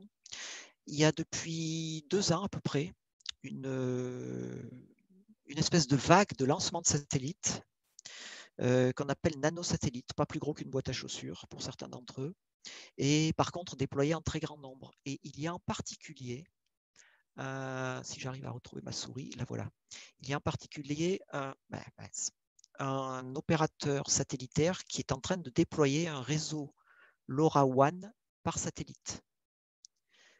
Donc ça permet d'obtenir une couverture globale terrestre en LoRaWAN. Par contre, inconvénient, et je terminerai là-dessus avec les réseaux satellitaires, inconvénient de ces services de communication de données, c'est que ce sont pour des raisons pour diminuer la puissance radio émise, pour diminuer la puissance consommée par les terminaux sur le sol terrestre. Il faut que ces satellites soient assez proches de la Terre. Donc effectivement, ce sont des orbites basses. Ça veut donc dire qu'ils tournent au-dessus de la Terre. Ils ne sont pas géostationnaires. Ça veut donc dire qu'à un moment donné, lorsque vous allez transmettre lorsque votre objet va transmettre une information vers un satellite, ce satellite, très rapidement, il sera très loin. Et il ne sera pas forcément en mesure de redescendre les données que vous avez transmises vers lui, vers votre application au sol, parce que si votre application au sol se trouve pas très loin de votre objet. Donc en fait, ce qui se passe, c'est qu'il y a du relayage, soit du relayage entre satellites, soit du relayage quand même avec l'infrastructure au sol. Dans les deux cas, les temps de réponse peuvent être assez élevés et peuvent aller jusqu'à un quart d'heure, 1 heure, 2 heures, etc. Voilà. Mais gros intérêt quand même, c'est que la couverture peut être globale. Voilà. Je vous conseille de jeter un œil. C'est vraiment, en ce moment, c'est vraiment une nouvelle vague à laquelle on assiste, c'est le lancement de nanosatellites. Et je ne parle même pas là des constellations de satellites en train d'être lancées par SpaceX et par Amazon, qui n'ont rien à voir. Les constellations d'Amazon et de SpaceX concernent la fourniture d'un accès à Internet. Là, je ne parle vraiment que des constellations qui visent à fournir une connectivité pour l'IoT. Voilà, j'en dis pas plus et je ne vais pas non plus rentrer dans les pages décrivant les réseaux professionnels privés. Je vous présenterai juste le dernier transparent, enfin la dernière page, qui est celle-ci. C'est que très peu de gens, bizarrement, connaissent la possibilité qu'il y a dans tous les pays, et donc y compris en France, de louer des fréquences. Alors, ce sont des fréquences qui ne coûtent pas du tout le même prix que les fréquences utilisées par les opérateurs de réseaux cellulaires habituels. Ce sont des fréquences qui coûtent une centaine d'euros à peu près par année et par mobile. Donc, c'est pas quand même par mobile, par objet communicant. Mais dans les applications professionnelles, ça peut être extrêmement intéressant. Alors, sachant que la couverture est locale, voire régionale, selon le type de technologie utilisée. Juste pour vous donner un exemple, je vous ai mis un chiffre ici, le dernier que j'ai pu trouver. En 2018, il y avait quand même 25 000 réseaux de ce type-là actifs en France. Donc, c'est pas rien. Gros intérêt, c'est que la couverture peut être adaptée à l'application. Voilà. Et comme c'est des fréquences payantes, vous avez une protection légale contre les brouillages. Voilà. J'en dis pas plus, allez voir ça. Quelques instants sur les communications radio courte distance, parce que ça, vous connaissez bien, le Wi-Fi. Bon, écoutez, quoi en dire, sinon que la portée est d'environ 1 km et qu'il y a une bonne pénétration dans les bâtiments, parce que le Wi-Fi... Alors, pardon, je dis des bêtises là. La portée est d'environ 100 mètres il n'y a pas forcément une bonne pénétration dans les bâtiments. Le Wi-Fi a été conçu au départ pour mettre en place des réseaux LAN sans fil. Donc, il visait surtout à fournir un gros débit. Pour l'Internet des objets, il y a un nouveau standard Wi-Fi qui est sorti assez récemment, qui n'est pas encore forcément très implémenté dans les modules de communication et qui, lui, est sur une fréquence plus basse d'abord, ce qui permet de mieux pénétrer dans les bâtiments. Il permet d'aller un petit peu plus loin. C'est lié à la fréquence, hein, aussi la portée. Donc, il permet d'aller un petit peu plus loin et enfin, il prétend consommer moins. Voilà. Ça, c'est côté Wi-Fi. Côté Bluetooth, vous connaissez, Bluetooth a la réputation de permettre une connectivité très locale. En fait, si vous mettez la pêche derrière, hein, si vous mettez un amplificateur, vous pouvez aller aussi loin que vous voulez. Par contre, il faut que vous respectiez la réglementation. Alors pourquoi je vous fais cette remarque? Parce que si vous allez sur le site Bluetooth, vous verrez qu'à la question quelle est la portée Bluetooth, il y a cette réponse. Ça peut descendre moins qu'1 mètre, et ça peut aller plus loin qu'1 kilomètre. Mais à nouveau, j'insiste là-dessus, vous pouvez bricoler votre module Bluetooth pour qu'il aille très loin. Simplement, attention, si vous sortez de la réglementation, c'est à vos risques et périls. Même si je disais tout à l'heure qu'il n'y a pas beaucoup de contrôle sur les fréquences ISM qu'utilise Bluetooth, bon, c'est quand même pas sympa pour les autres.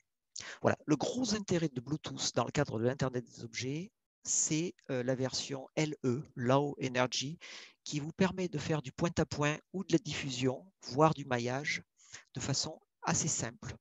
Et jusqu'à 2 mégabits par seconde, sachant que là, bon, dans les applications IoT, souvent, on n'a pas vraiment besoin, je l'ai déjà dit tout à l'heure, d'un haut débit. Et voilà, BLE, Bluetooth Low Energy, c'est quelque chose d'assez sympathique.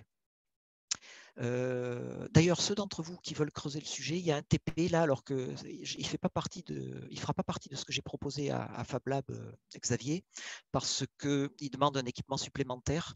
Et puis bon, on ne peut pas tout faire non plus, hein, donc on fera plutôt du Wi-Fi dans le TP qu'on fera à FabLab. Là, je vous propose un TP Bluetooth. Vous cliquerez sur le lien, vous irez voir, tout est disponible sur GitHub, hein, le matériel qu'il faut acheter, le code nécessaire et les explications et les liens vers les docs. Voilà. Pour continuer sur la courte distance, on a Zigbee. Zigbee qui a été inventé par les gens de l'Internet. Donc, c'est tout open source. Hein. Vous trouverez toutes les specs sur l'Internet. Ça permet de faire discuter entre eux plusieurs centaines de nœuds sur un même réseau. La portée, en gros, c'est 300 mètres en vue directe, mais vous savez très bien qu'il y a toujours une différence entre la vue directe et puis les obstacles. Donc, en intérieur de domicile, typiquement, on va dire entre 75 et 100 mètres. Quoi. Faible consommation. Débit, écoutez, ça vaut ce que ça vaut, c'est plutôt pas mal. Z-Wave, c'est un concurrent de Zigbee, on va dire, avec un avantage, c'est que Z-Wave a été inventé par une société qui a pas mal cadenassé le standard au début, à tel point que les spécifications de Z-Wave n'étaient même pas publiques. Il fallait payer assez cher pour les obtenir. Mais en échange, la société qui était à l'origine de la création de Z-Wave proposait un programme de certification, de qualification des modules de communication, ce qui vous garantissait qu'un module étiqueté Z-Wave allait être capable de communiquer avec tout autre équipement Z-Wave. Ça, c'était plutôt pas mal, ce n'était pas forcément le cas de Zigbee. Mais côté Zigbee, il y a de gros efforts qui ont été faits ces derniers temps et ça s'améliore énormément. Du coup, Z-Wave, voyant venir la concurrence, c'est un peu ouvert et aujourd'hui, je crois me souvenir que les spécifications Z-Wave sont disponibles, que les équipements coûtent un peu moins cher. Et voilà, c'est un des bienfaits de la concurrence. Il y a aussi beaucoup de méfaits de la concurrence, mais c'est un vaste débat qu'on n'évoquera pas aujourd'hui. Portée, même chose que, enfin, globalement équivalent à Zigbee, 100 mètres en vue directe. Ce qui a été annoncé il y a peu de temps, il y a un peu plus d'1 an à peine, c'est un Z-Wave Long Range destiné à commencer à essayer de faire un petit peu de concurrence à LoRaWAN.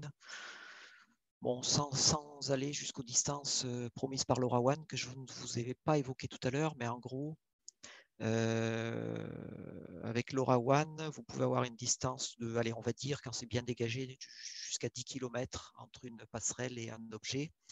Et donc, ça veut dire que si vous faites du LoRa d'objet à objet, et que les deux sont en vue directe l'un de l'autre, vous pouvez aussi espérer faire du 10 km.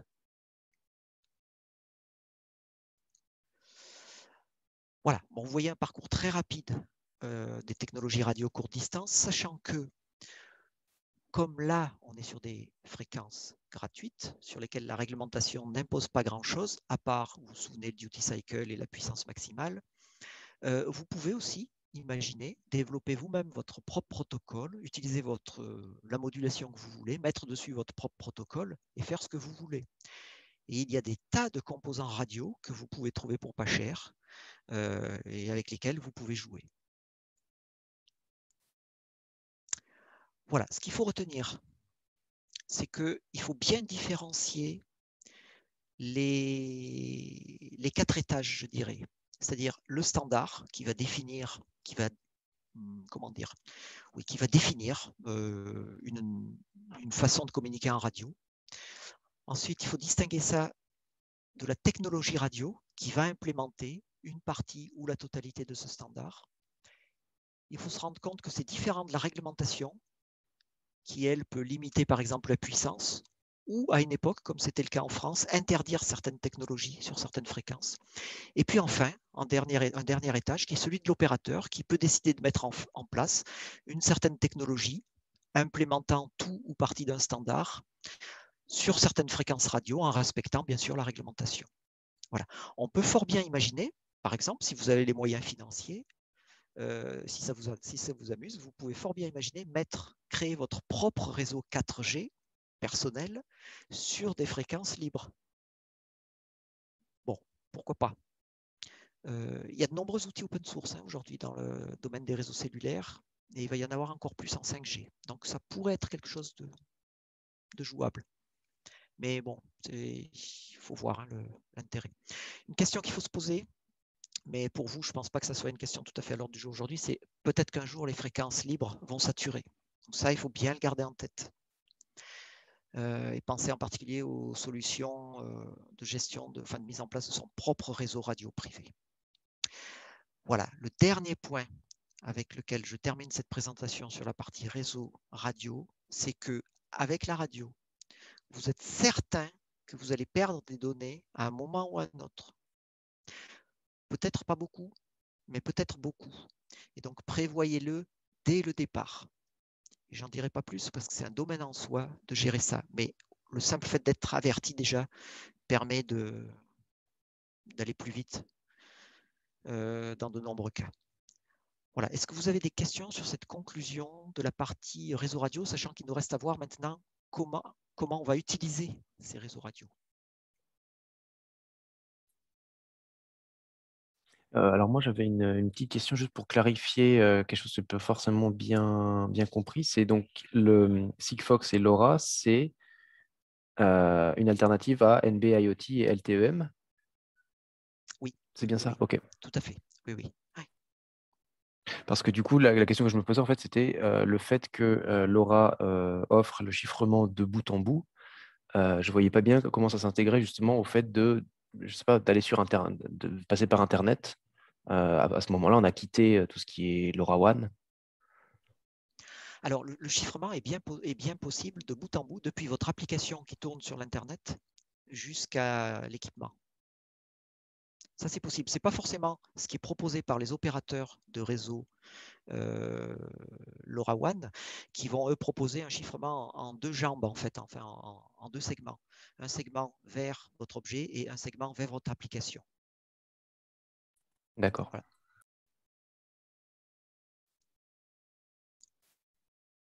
Bien, je crois qu'on va continuer.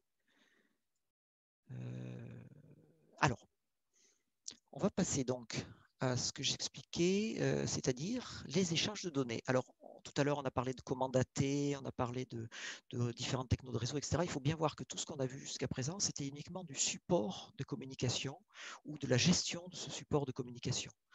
Bon, on a parlé quand même tout à l'heure de PIL-IP qu'on pouvait utiliser sur réseau cellulaire, mais on est resté à ce niveau-là. Maintenant, sur ces supports de communication, il faut faire passer nos données. Et nos données, dans le domaine de l'IoT, qu'est-ce que c'est?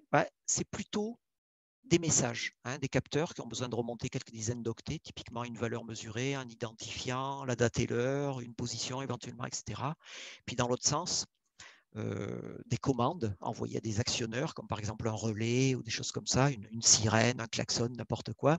Donc on fait descendre une commande exécutée, un identifiant bien sûr pour identifier le bon relais, ou le bon actionneur, etc. Donc on parle de messages. Je ne vais pas vous parler de flux, sauf que je vais vous en parler. Vous allez voir tout à l'heure. Maintenant, si on parle de messages, il y a des technologies de communication, et je ne l'ai pas dit en les parcourant jusqu'à présent, qui sont nativement de type message. Alors, si vous connaissez un petit peu le monde de l'IP, vous savez que UDP, ça vous permet de transmettre des messages. Voilà, vous envoyez un message d'un côté et en face, vous recevez, ou pas d'ailleurs, ce message. C'est à vous de mettre en place la correction, la répétition des messages s'ils sont perdus. SMS, service SMS, c'est également une façon très simple de transmettre des messages. LoRaWAN, Sigfox, tous les services messages sur réseau satellitaire, comme leur nom l'indique, transmettent des messages. Tous les services messages sur réseau PMR transmettent des messages, etc. Mais, alors pardon, je taxe ça dans le mauvais ordre. Donc, une interface de type message ressemble à la chose suivante. Vous avez le réseau de communication au milieu. Vous avez le temps là qui est représenté du haut vers le bas. Et vous avez ici votre application côté objet. Et là, donc, qui va émettre des données. Et votre application côté serveur d'application qui va recevoir ces données. Quand on est en type message, chaque fois que votre application dans votre objet va demander à envoyer des données, par exemple le paquet données 1 ici, puis le paquet données 2, chacun de ces paquets, chacun de ces messages va être reçu si votre application en face est en attente grâce à une fonction offerte par l'environnement qui s'appelle recevoir. Et bien à chaque fois que recevoir va vous rendre la main, vous recevrez les données qui ont été émises dans un message, c'est-à-dire la totalité des données. Éventuellement, s'il n'y a plus de message, votre fonction recevoir, là, suivant la philosophie de l'environnement dans lequel vous vous trouvez, soit elle sera bloquante, c'est-à-dire que vous resterez bloqué sur l'attente, soit à l'inverse, elle vous retournera un code vous disant j'ai rien, là, j'ai rien. Donc ce sera à vous de reboucler. Mais gardez bien ça en tête, si vous envoyez un message d'un côté, il arrive sous forme d'un et un seul message de l'autre. Quand on est en mode flux de données, et j'insiste là-dessus parce que c'est le mode c'est TCP, ça. Il faut faire très attention à ça. TCP, ça transmet des flux d'octets. Et qu'est-ce qui peut se passer quand on transmet des flux d'octets et non plus des messages d'octets? C'est la chose suivante. On reprend notre application, côté objet, qui va transmettre le message donné 1 et puis le message donné 2. En face, on est toujours en attente avec la fonction recevoir. Eh bien, il peut fort bien se passer la chose suivante. C'est qu'au premier appel de recevoir, lorsque recevoir va vous rendre la main la première fois, vous pouvez n'avoir que le début du premier message. Et puis un deuxième appel à recevoir va vous fournir la suite du premier message et le début du deuxième message. Et enfin, le troisième appel à recevoir vous fournira la fin du deuxième message. D'accord ? Ça, c'est hyper important. Je connais des applications qui fonctionnaient à peu près lorsqu'elles ont été mises en place, et puis un jour, elles se sont mises à planter complètement suite à un upgrade d'un serveur ou suite à une mise à jour de l'operating system ou suite à une augmentation du débit du réseau entre les objets et l'application centrale. Pourquoi? Parce que cette application utilisait TCP pour transmettre des données et le développeur n'avait pas compris que TCP, ça transmet des flux et non pas des messages. Et donc, il y a eu une désynchronisation, comme on peut la voir ici au niveau de l'utilisation de la fonction recevoir, une désynchronisation entre les appels de la fonction recevoir et les appels de la fonction envoyer. Voilà. Ça, c'est hyper important. Voilà. Il est quelle heure? 13h25. Je pense que je vais accélérer un petit peu pour dire que vous vous souvenez des... Alors si, vous vous souvenez des commandes AT qui commençaient toutes par un début de message et qui se terminait par une fin de message. Quand on est sur une liaison série, ça c'est une façon très simple de formater les messages. hein, puisque vous avez compris que si on doit transmettre un message, il faut indiquer quelque part où commence le message, où se termine le message. C'est exactement quand vous écrivez une lettre composée de plusieurs feuilles, vous les mettez toutes dans la même enveloppe. Comme ça, votre destinataire, il sait quand il a reçu, il reçoit votre message en entier, il reçoit toutes les feuilles de votre lettre. Donc, on peut imaginer, et ça c'est valable sur TCP aussi, hein, il faut délimiter donc. Si vous voulez passer des messages sur TCP, il faut délimiter ces messages. Une façon simple de faire sur un support comme TCP où il n'y a pas d'erreur et où les données sont transmises en respectant l'ordre d'émission. Une façon très simple de faire, c'est juste de mettre une séquence de début spécifique. Donc, par exemple, on peut imaginer de formater les messages de la façon suivante. On envoie d'abord toujours l'octet qui contient la valeur 0,1 et derrière, on met les données du message. Et on sait que lorsqu'on reçoit un octet 0,1, on est à un début de message. Bien sûr, il se pose tout de suite la question de comment transmettre la valeur 0,1 dans un message pour pas que votre logiciel pense qu'il est en début de message, alors que la donnée 0,1 est dans votre message. Donc ça, c'est ce qu'on appelle le problème de la transparence. Le deuxième problème, c'est un problème de stockage de données dans la mémoire. Je vous ai représenté ici un entier 32 bits en hexadécimal, enfin présenté ici en hexadécimal, 1, 1, 2, 2, 3, 3, 4, 4. Et je vous ai ici présenté la mémoire à gauche d'un premier type de microcontrôleur, à droite d'un deuxième type de microcontrôleur. Chaque case représente un octet, permet de stocker un octet, et en dessous, il y a les adresses. Donc l'adresse 50, 51, 52, 53. Ben, vous voyez bien qu'il y a deux façons différentes de stocker l'entier de 32 bits dans cette mémoire. Première façon, on met l'octet de poids fort, ici, le 11, à l'adresse la plus basse, ou on met l'octet de poids fort à l'adresse la plus haute. Vous imaginez donc que si vous voulez faire communiquer entre eux deux processeurs qui ont chacun leur façon différente de voir les choses, vous allez avoir des soucis. Ça, c'est ce qu'on appelle le bootisme, la façon de stocker les informations. En français, le bootisme. Hein. J'aime bien le terme français parce qu'il est assez peu utilisé. Ça permet de briller dans les conversations. Le terme anglais plus connu, c'est Indianness. Alors, ça n'a aucun rapport avec les Indiens, hein, c'est Indianness. End, c'est la fin. C'est-à-dire où on met la fin de mon entier de 32 bits, ou le début en fait de mon entier de 32 bits. Donc vous l'avez compris, il peut y avoir du gros bootisme, du petit bootisme, un sens ou l'autre, ou certains microcontrôleurs sont bibootistes, ils sont capables de basculer dans un mode ou dans l'autre. Voilà, j'en dis pas plus pour l'instant sur le sujet. Troisième problème, quand vous avez des structures de données à transmettre depuis votre objet jusqu'à votre application distante, par exemple, au hasard, une structure de données qui pourrait représenter la position d'un capteur. Bon, dans cette structure de données, il faut mettre l'identification du capteur. Pourquoi pas, si on veut gaspiller de la place, mettre le nom du capteur et puis mettre la latitude et la longitude. Bon, quand vous envoyez cette information-là, quand vous allez vouloir envoyer cette information-là, il va falloir décider d'une façon de transmettre les octets correspondants sur la connexion que vous avez. Et en face, il va falloir que vous soyez sûr de récupérer les octets dans le même ordre. Ça, c'est quelque chose que vous devez certainement connaître si vous êtes développeur sous Android, en Java, etc. C'est ce qu'on appelle le problème de la sérialisation. C'est en fait une généralisation du problème du bootisme. C'est plus compliqué. Hein.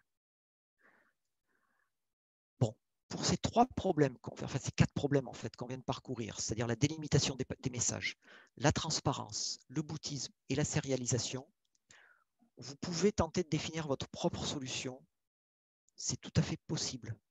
Si vous ne l'avez jamais fait par contre et que vous lancez dans le développement d'un système, choisissez une solution existante. Parmi les solutions existantes, il y en a une première très ancienne, je ne vais pas en dire plus parce que c'est dommage, hein, mais elle est très très intéressante cette solution, mais elle n'est pas à la mode. Peut-être parce qu'elle est issue du monde des télécoms, mais sinon c'est l'une des meilleures qui existent. Mais une solution très utilisée, c'est une solution inventée par Google qui s'appelle Protocol Buffers, qui ne devait pas savoir d'ailleurs que la première solution existait pour qu'ils inventent celle-ci. l'une des limitations de protocole buffers, bon, ça vous permet de faire la délimitation, la sérialisation de très bonne façon, donc ça gère aussi le problème du boutisme. Par contre, ça sera à vous quand même d'ajouter votre délimitation pour pouvoir transmettre sous forme de message les données correspondantes.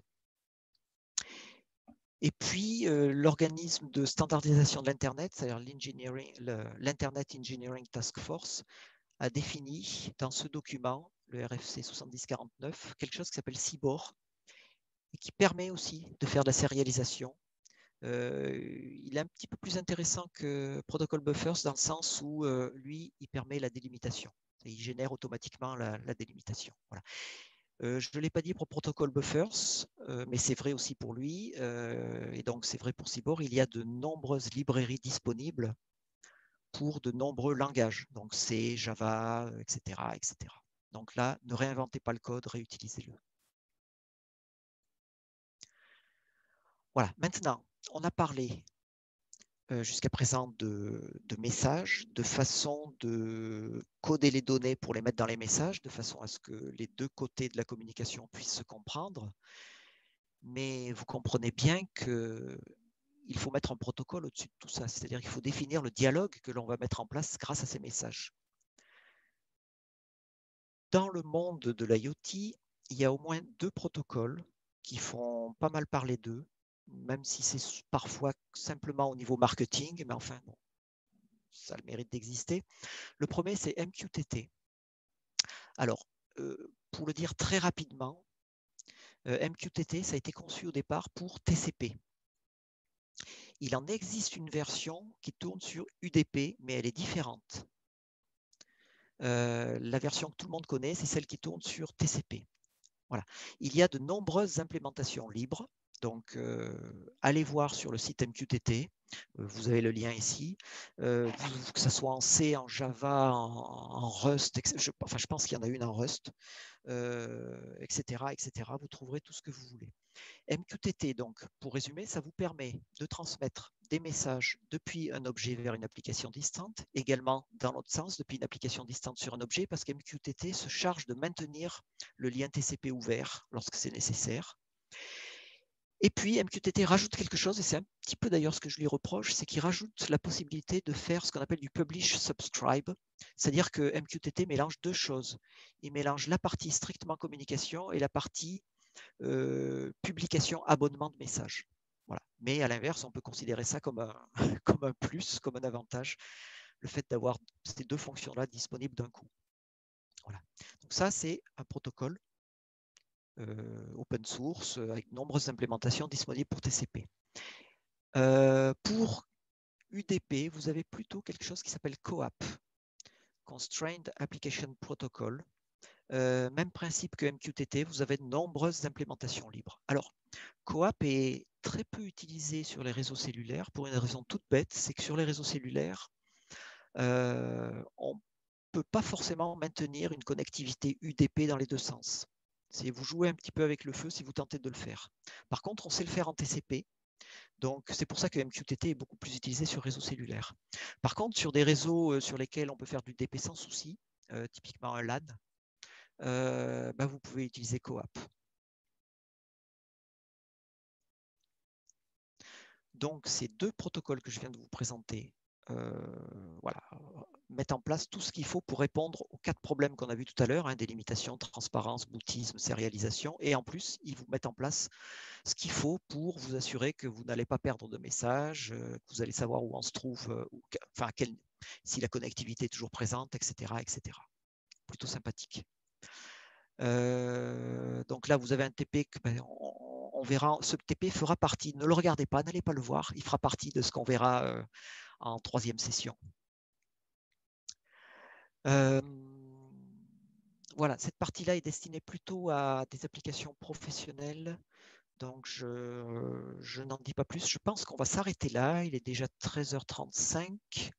Moi, j'ai mon estomac qui gargouille, je ne sais pas vous. Mais j'ai sans souci du temps pour les questions. Donc, voilà, si je résume ce qu'on vient de voir, ce sont d'abord les différentes technos de communication sans fil, longue distance, payante, longue distance pas forcément payante, courte distance. On a évoqué le fait qu'il y avait des réseaux satellitaires, on a évoqué le fait qu'il y avait des réseaux privés, professionnels, radio. Et puis là, on vient de voir le fait qu'il fallait bien faire la différence entre communication de type message ou communication de type flux, que ça s'appliquait entre autres à TCP, et puis qu'a priori, on avait sur l'étagère tout ce qu'il fallait pour transmettre des messages de façon sûre entre deux extrémités, donc MQTT et CoAP, en fonction de si on veut passer sur TCP ou sur UDP, sachant que si vous avez déjà un minimum d'expérience, vous pouvez fort bien réinventer votre propre solution de protocole, en plus de réinventer votre propre solution de formatage de messages. Juste un petit mot pour terminer quand même. Sur MQTT et CoAP, je vous ai parlé de marketing et il faut savoir qu'aujourd'hui, il y a des millions et des millions, voire même des milliards d'objets dans le monde qui utilisent d'autres protocoles que MQTT et que CoAP. Par contre, il y a beaucoup de communication qui est faite, donc c'est pour ça que je parlais de marketing, sur MQTT et CoAP, c'est pour ça que c'est à la mode aujourd'hui. Mais à nouveau, ils ont le mérite d'exister, d'être disponibles en open source. Enfin, il y a des implémentations, de nombreuses implémentations en open source, donc pourquoi s'en priver? Voilà, j'attends vos questions. Si vous en avez, vos remarques, vos critiques, c'est à vous.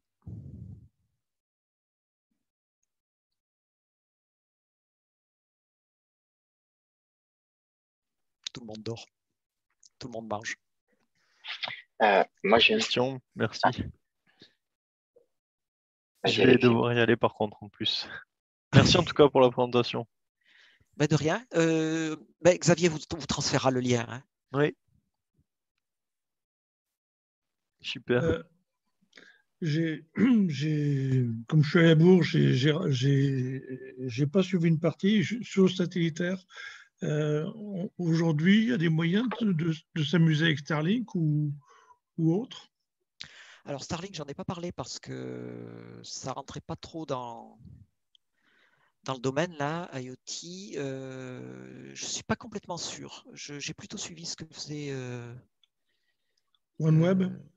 Ouais. Donc Starlink, je sais pas. Forcément, ça va démarrer. Hein. D'accord. J'en sais pas plus. Mais bon, j'ai pas de projet sur Starlink.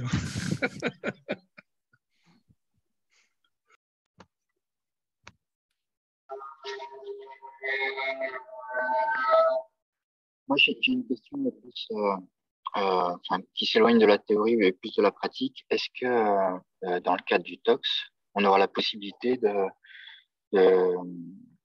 d'analyser et de comprendre pourquoi un module a du mal à communiquer sur un réseau LoRaWAN, par exemple? Alors ça, c'est une bonne question. Ça, c'est le debug du lien communication. Ce n'est pas une question simple dès qu'on rentre sur des réseaux opérés. C'est-à-dire que si vous passez par le réseau d'ObjNews, le réseau LoRaWAN d'ObjNews ou le réseau d'Orange, vous avez très peu de moyens, voire aucun moyen d'investigation. Ouais, c'est exactement ça. En fait, j'ai un module ESP32 avec un composant LoRaWAN.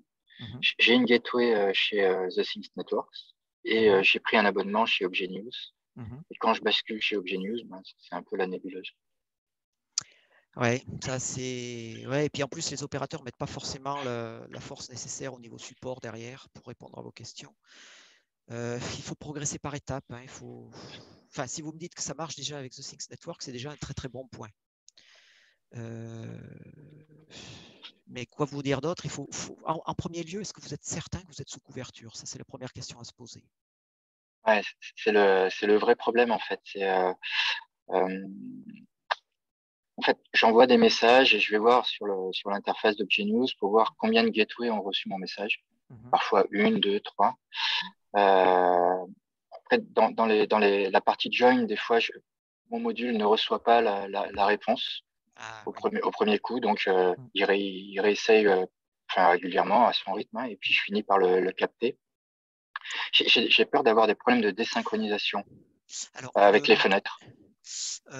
Oui, alors normalement, si vous voulez, l'opérateur devrait vous indiquer, encore que je cherche à me souvenir, mais pour Orange, je crois que je ne l'ai jamais vu, mais il faut faire attention parce que au niveau, on a vu tout à l'heure qu'il y avait des différentes configurations possibles au niveau d'abord de la classe, ensuite au niveau de la modulation radio elle-même, c'est-à-dire que vous pouvez, et ça c'est lié au débit que j'ai évoqué tout à l'heure. Je vous ai dit qu'il y Oui. avait plusieurs tailles de charge utile, et ça c'était lié au débit. En fait, c'est plus que lié, enfin c'est lié à plus que le débit. C'est un ensemble de paramètres. Parmi eux se trouve ce qu'on appelle le spreading factor, si ça vous parle peut-être. Oui, je suis en SF12 en fait. Enfin, je me suis mis au maximum. Alors C'est-à-dire là, que le message le plus lent et le maximum de dB. alors, Enfin, je fais ces tests dans. Ouais. Ouais, voilà, essayez de changer, effectivement. Mais peut-être à votre place, ce que je ferais, c'est que j'essaierai d'obtenir une information m'indiquant, enfin, j'essaierai de trouver un endroit où je suis sûr qu'il y a la connectivité. Ouais. Et permanente, enfin voilà, un bon niveau de signal pour avoir une bonne connectivité. Là, je déboguerai mon application. Et ensuite, une fois de retour dans votre labo, chez vous, dans votre entreprise, là, vous regardez, cette fois-ci, à ce moment-là, vous traitez un peu, vous jouez avec les spreading factors, avec les différentes configurations que vous pouvez mettre en place. Vous êtes en classe A ou en classe B ou Oui, C? classe A, ouais. Classe A. Normalement, c'est la même chose, la taille des fenêtres. La première fenêtre, si je me souviens bien, elle est obligatoirement d'une durée de 5 secondes. Ouais, à la 5e seconde et la deuxième à la 7e. Enfin, 6e pendant une seconde. Pour le join. Ah, et après, moi, je demande pas d'acquittement. D'accord, non, oui, mais je parlais pour le join, c'est ça. Mais pour l'envoi de données ensuite, en classe A, pour la fenêtre d'ouverture, les deux fenêtres de passage en réception. Alors, en fait, je n'utilise pas l'acquittement pour mes messages une fois que je suis connecté. Et du coup, j'utilise pas. Mais c'est pas parce que. Mais par contre, est-ce que vous attendez de la donnée descendante? Non. Ah, ok, impeccable, d'accord. Ok, donc effectivement. Alors, si vous utilisiez l'acquittement, ça permettrait éventuellement à la stack LoRaWAN qui se trouve dans votre module de répéter automatiquement. Ok. Voilà. Mais après, sinon, ouais, c'est vrai que c'est un peu délicat.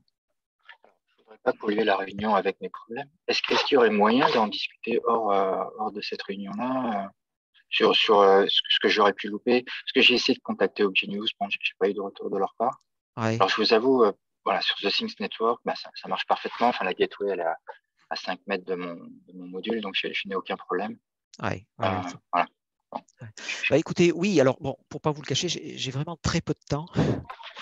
Mais enfin, répondre à un message de votre part, ce n'est pas un souci, ça je peux le faire. Donc, Xavier, sur la présentation, vous trouverez tout ce qu'il faut pour me contacter. Vous aurez la totalité. Donc, vous gênez pas, j'essaierai de vous répondre. Si vous l'expédiez aujourd'hui, j'essaierai de vous répondre d'ici 2 jours. Voilà, sinon il y a sur le Slack de oui, SOFAB, exact. Tout à fait. on peut poser la question. Je ne garantis pas qu'il y aura des réponses, mais il y a... Non, puis l'intérêt, c'est que ça profitera à tout le monde. Donc voilà, là, effectivement, et ça. Xavier, tu me diras, hein, je ne crois pas l'avoir, ou tu me l'avais peut-être envoyé, mais je l'ai. Ouais, je te le renvoie tout de suite. Ouais.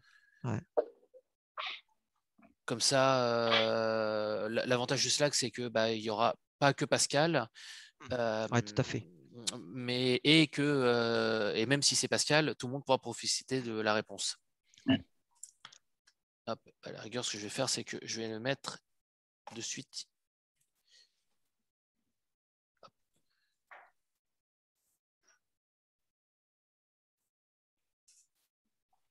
Bon, en attendant, est-ce qu'il y a d'autres questions?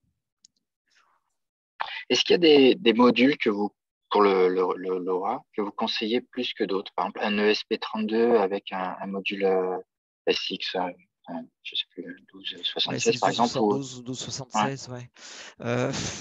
Non, enfin, ce que je conseille, c'est éviter d'acheter, sauf si vous connaissez déjà, éviter d'acheter sur Alibaba ou des modules en provenance de marques chinoises inconnues. Sauf, à nouveau, hein, j'insiste, parce que les Chinois, ils font de la très très bonne qualité, ils en sont tout à fait capables, et ils ont autant de bricoleurs en proportion que chez nous, hein, et autant de gens très très bons que chez nous en proportion.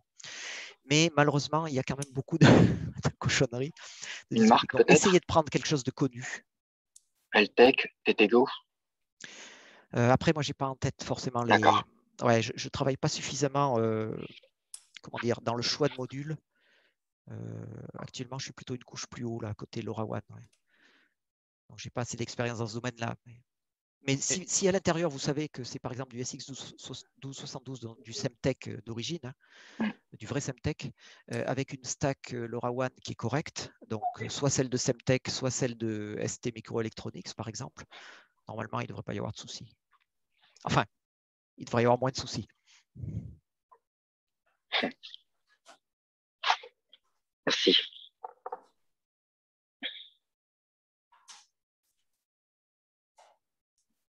Ok, bah, s'il n'y a pas d'autres questions, merci beaucoup Pascal. Franchement, c'était moi qui n'y connaissais pas grand-chose. Maintenant, c'est un peu plus clair pour moi. Je pense que pour les autres aussi. Voilà, donc j'ai envoyé sur le chat du Zoom le lien pour le Slack. Donc, n'hésitez pas à venir. N'hésitez pas, il y a encore à avoir 2 sessions qu'anime Pascal. Plus d'autres sessions, donc n'hésitez pas à vous inscrire sur Eventbrite. Et normalement, vous avez reçu un mail hier avec pour vous rappeler tous les liens. Voilà. Et encore une fois, merci Pascal. Et puis à bientôt à De rien. Et puis je t'envoie tout de suite le lien vers la présentation pour que tu puisses rediffuser. Ça marche. Xavier, la vidéo, tu l'as mis quelque part parce que j'avoue que j'ai un peu séché. Comme pour les autres, on va les mettre sur YouTube. Et si tu étais sur le Slack, tu saurais que tu aurais eu le lien des autres vidéos YouTube. Non, si j'avais 10 ans comme mon âge mental, je saurais me mettre sur Slack. Mais comme je te montrerai comment te mettre sur Slack, François. J'ai toujours pas fait l'effort. Voilà. Bon, merci tout le monde. Merci. Bonne fin de journée. À bientôt. Au revoir. Au revoir.